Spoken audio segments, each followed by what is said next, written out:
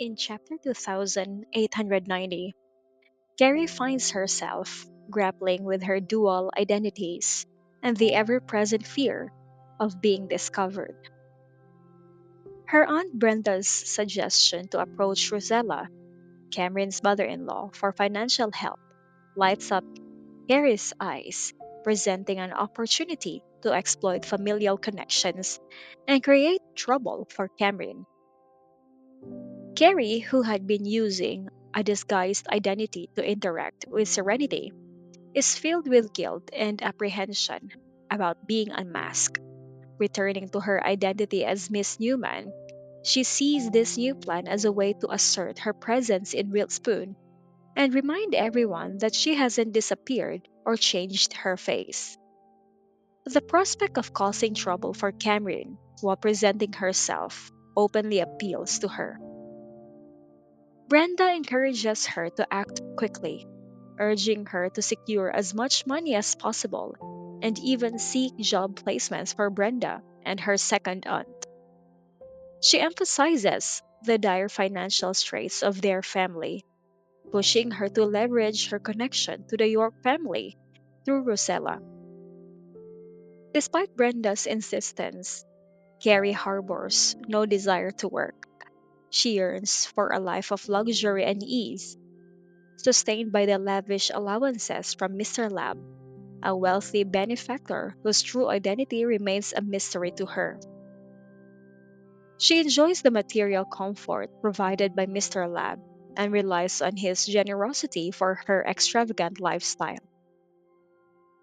Recognizing Carrie's reluctance to seek employment, Brenda suggests that Carrie should at least request job placements for her cousins.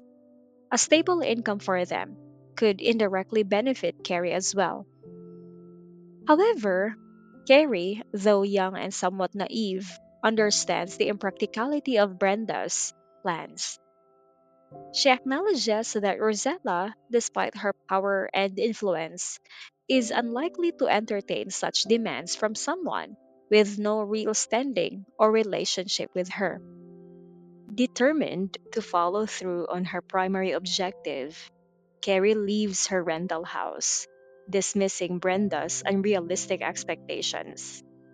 She heads towards Wildridge Manor, not just to secure money, but more importantly to damage Cameron's reputation in front of Rosella. Her intent is clear: to create a narrative that portrays Cameron as neglectful and ungrateful, thus sowing discord within the York family. Meanwhile, Cameron remains oblivious to Carrie's schemes. Her day is consumed with managing the spring blossoms, indicating her commitment to her business and daily routines. As evening approaches, Cameron's sister in law, Serenity, visits the flower shop to purchase a bouquet.